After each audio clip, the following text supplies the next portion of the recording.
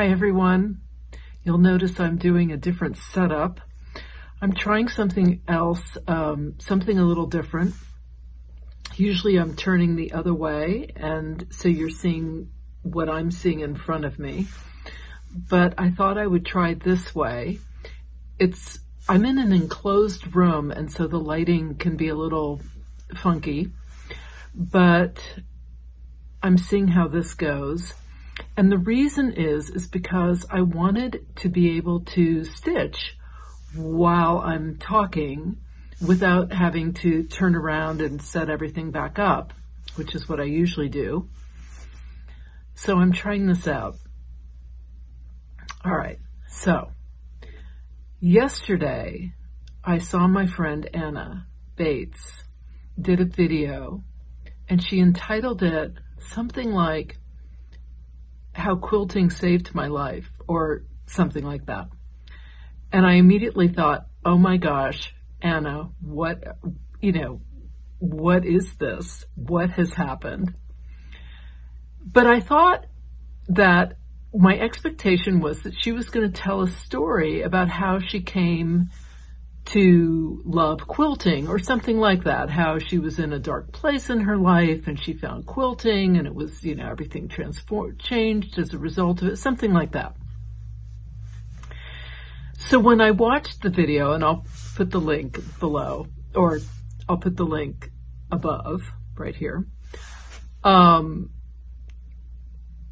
that's not at all what she talked about. She actually talks about how she has a really terrifying accident, and I'm not going to give it all away because you should go and watch it, but it was really scary. And so I called her and I said, my God, Anna, I'm so glad you're okay. And then I was teasing her and I said, I immediately thought when I saw that title that this was clickbait. For all of you who don't know what clickbait means, it's when on YouTube, if you put a really hyperbolic title in order to get views, it's clickbait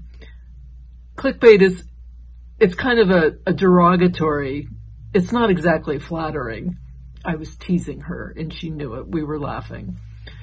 But the idea is that you make this kind of salacious title in order to get people to view, and then you either come through and give them something that actually is as dramatic as the title suggests, or you fall short, in which case you get a lot of views and then everyone leaves within, a minute, realizing that you're not going to come forward and give them what they're expecting. So that was funny. But she isn't doing clickbait. She's actually really did have something happen that was really frightening, and we're so happy she's okay. But it got me to think about my own experience with finding hand stitching. And I was at a I don't want to say a crossroads. I had my jewelry business and I was designing jewelry, and I had a really lovely group of clientele, a wonderful clientele. And, but I was having to do a lot of trunk shows, which is, exhausting. And, I didn't enjoy that. I really wanted to be able to design, and I was having to do so much that didn't require design. So much of my time was spent doing other things. So I was sort of having to reevaluate, what am I doing here? How am I doing this?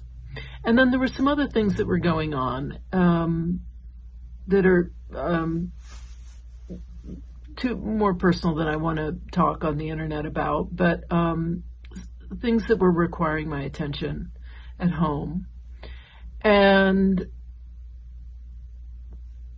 I was feeling, I was kind of adrift. I was a little bit feeling, I was tired. I was working a lot. I felt like my attention was being pulled in so many directions. I felt I wasn't doing any one thing really well. I was sort of doing a lot of things, but none of them very well.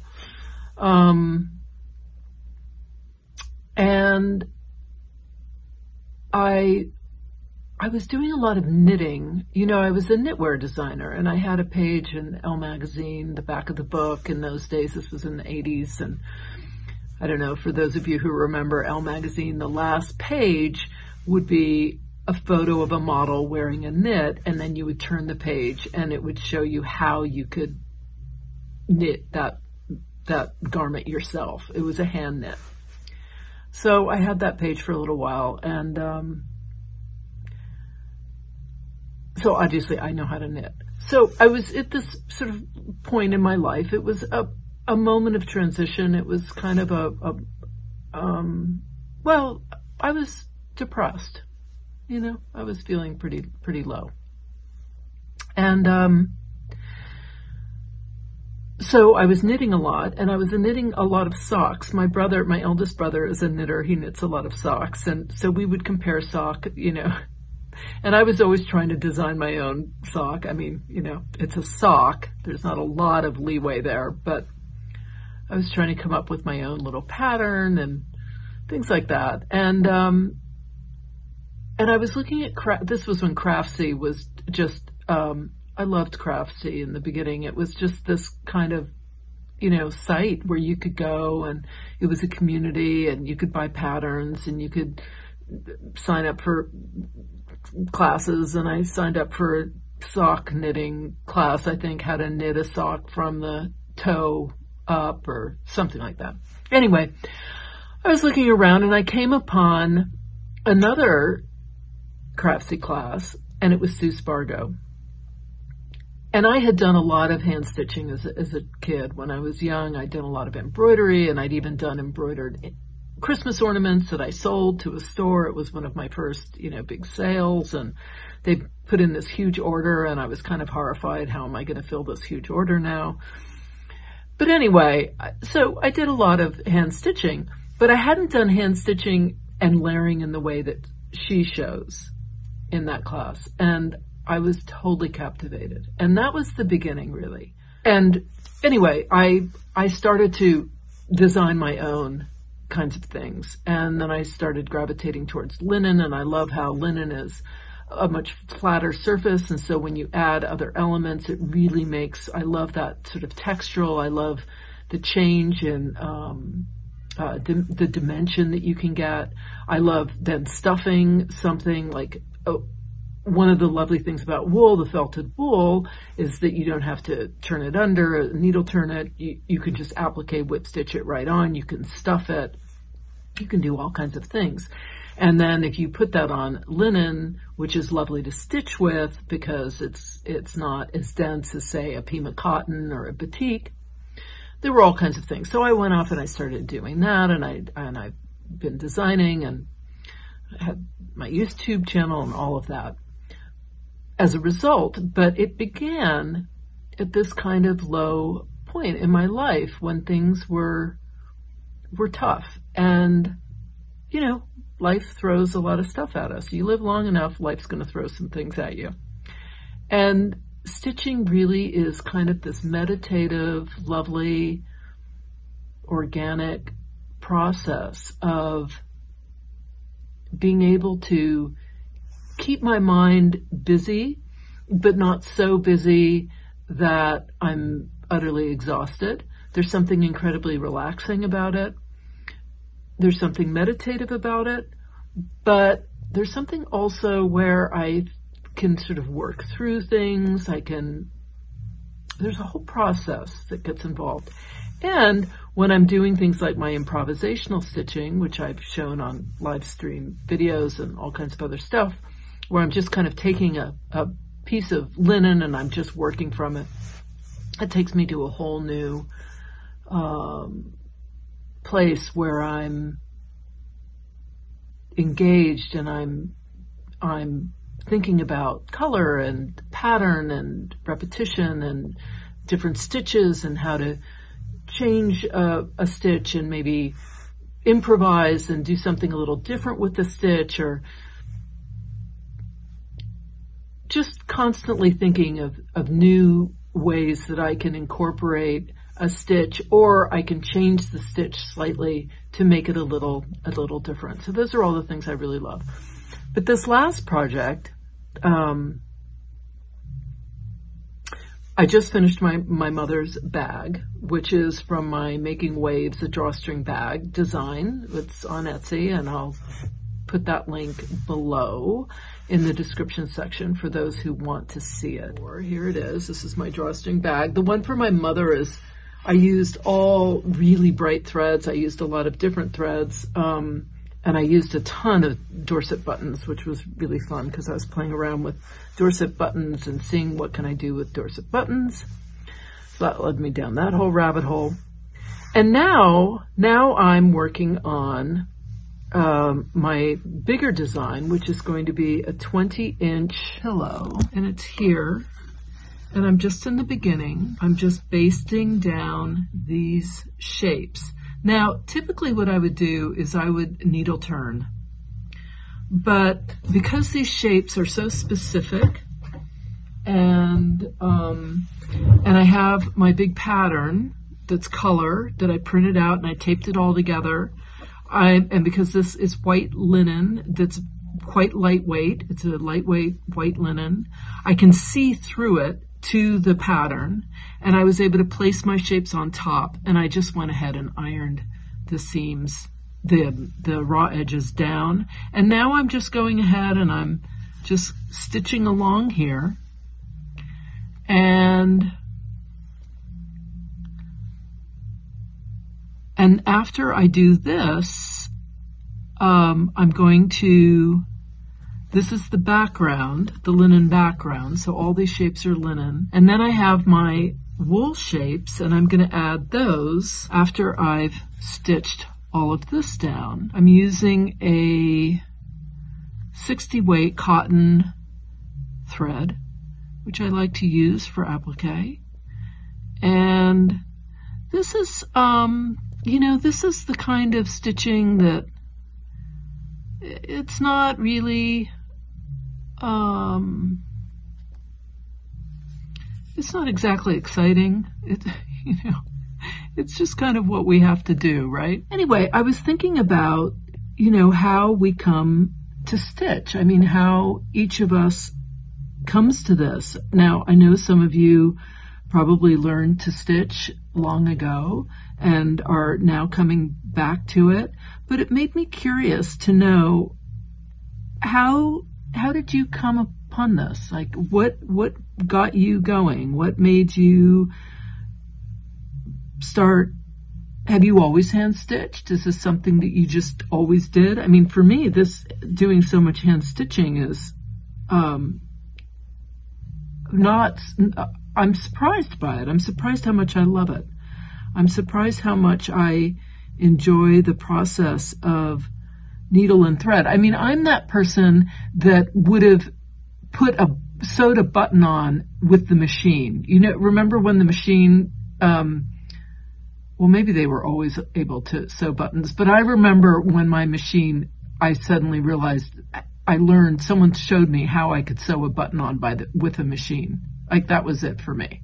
The idea that I would never have to pick up a needle and thread and do any, this idea of darning was so horrifying to me. Give me a sewing machine, let me sew it. That was kind of where I was at. This idea of hand stitching stuff was, no, why would I do that? It's so tedious and boring, and I just didn't have the patience. But somehow, this is different. There's something so lovely about being able to just sit down and stitch. And when I started this channel, my first video was how to needle turn applique, because I didn't know how. I had to piece together what right-handed people were showing me. It took a long time, believe it or not, to figure out what they were doing and how I could do it left-handed. There were almost no videos out there available to a left-handed person on needle turn. And that was the beginning of my starting this channel, was that I couldn't find how to needle turn applique for left-handed people. And I thought, this is insane. Why? There's nothing out there, or very little. So that was the beginning. That was my first video a year ago. February 20th, I posted it. And here I am. I tried all different ways of appliquing fabric down. And finally, I just was determined to learn how to needle turn, which is kind of ironic that I'm talking about needle turn, and here I am with an ironed edge and doing it this way. But I would love to know how you started. What was it about hand stitching, or what is it about hand stitching that you love? One of the things I really love about this process is how everything kind of slows down. And which is funny, because I'm the person who's always looking for like the shortcut, you know? But I love that about this. I love that there's no shortcut, you know? You just are stitching. And it's so much fun to be in a room with a group of hand stitchers. We don't have the noise of the sewing machine. It's quiet. I love the quiet. I need quiet. Also, ironic, I live in New York City. It's not exactly quiet. There's so many things about it that I just love.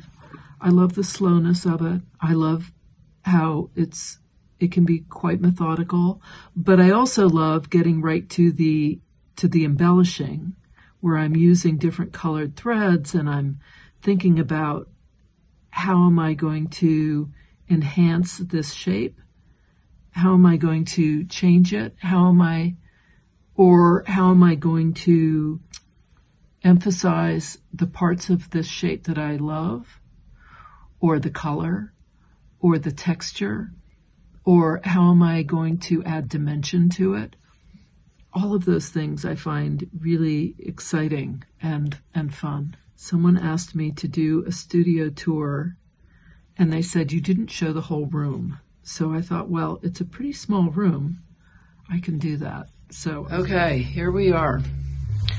I'm going to come down the hallway, entering into the studio. So here I've got my ironing board, my iron, and I've got this big piece of linen here that I'm was thinking I was going to do a big project on, and I haven't touched it ever since I put it up there. It was way too intimidating. I have my sewing machine here. Here's my little travel sewing machine. And I've got my linens up here. So my linens are here, and then cotton prints. Then I've got lace from my grandfather, who imported Swiss lace for all the big couture houses in Paris. And when my aunt died, she gave me a whole bunch of those lace, and I haven't done anything with them because they're sentimental, and I don't know. It's that thing, I don't want to ruin it. And I've got more prints. I've got my hand-dyed cotton fabrics here. Lots of solid hand dyes here. More prints. I've got dyeing stuff up here. All kinds of other things. I've got my big, this is my quilt that I did using mostly all fabrics that I hand dyed.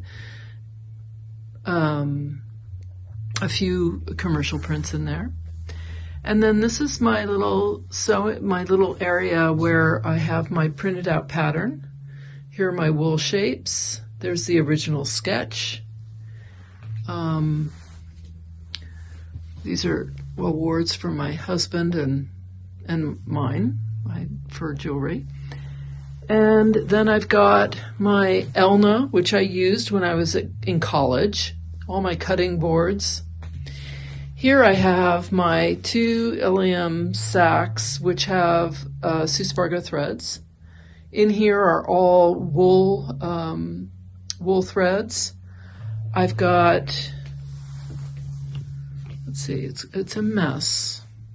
This is my t-shirt and cheesecloth shapes that I've been hand dyeing.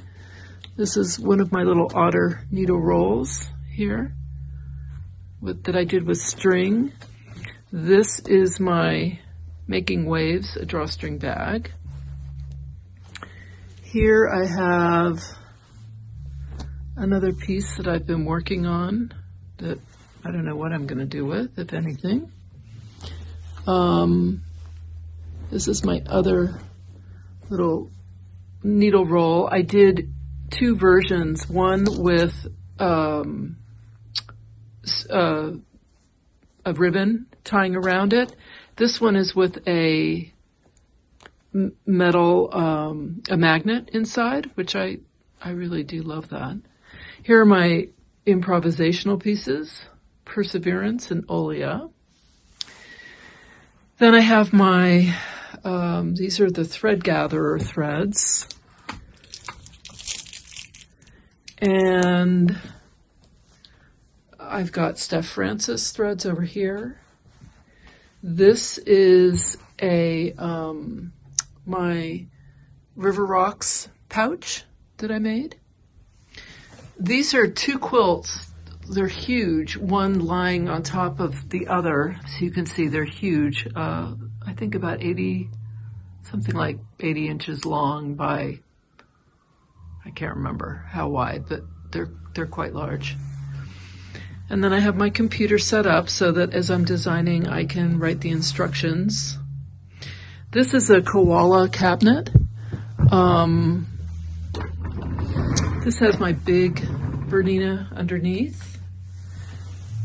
And it has a motor so that the whole thing lifts as you can see the motor, the box over there. This, where my computer is, comes out. This is for Merlin to sit on because he loves them. And I have more threads. All my Alana and 60 weight cotton threads are in here. And I also have more 50 weight threads there. These are all scraps, fabric scraps. And then in here, I have more threads. And I also have, this is my rhino pouch, where I have more threads. This is my Rock Gardens. It's a variation on a rice sack, and I put little feet on the bottom, a cork bottom. And then I have, this is my cheesecloth. This is my abstract pouch. And my, let's see, my scissor case and my glasses case I gave to my mother. I have to make a new version of those, so I don't have them here to show you. But that's kind of it. So if I stand back here, you can see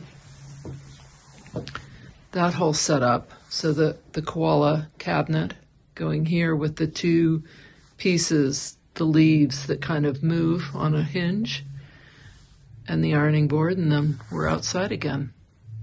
So that's it, my little space here. One can never have a large enough space.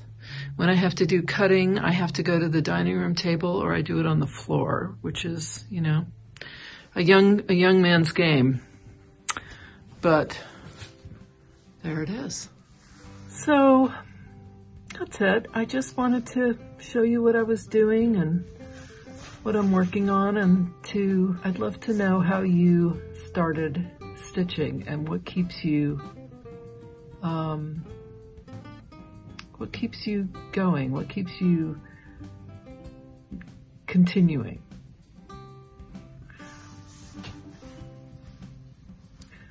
Until next time, let's keep stitching together.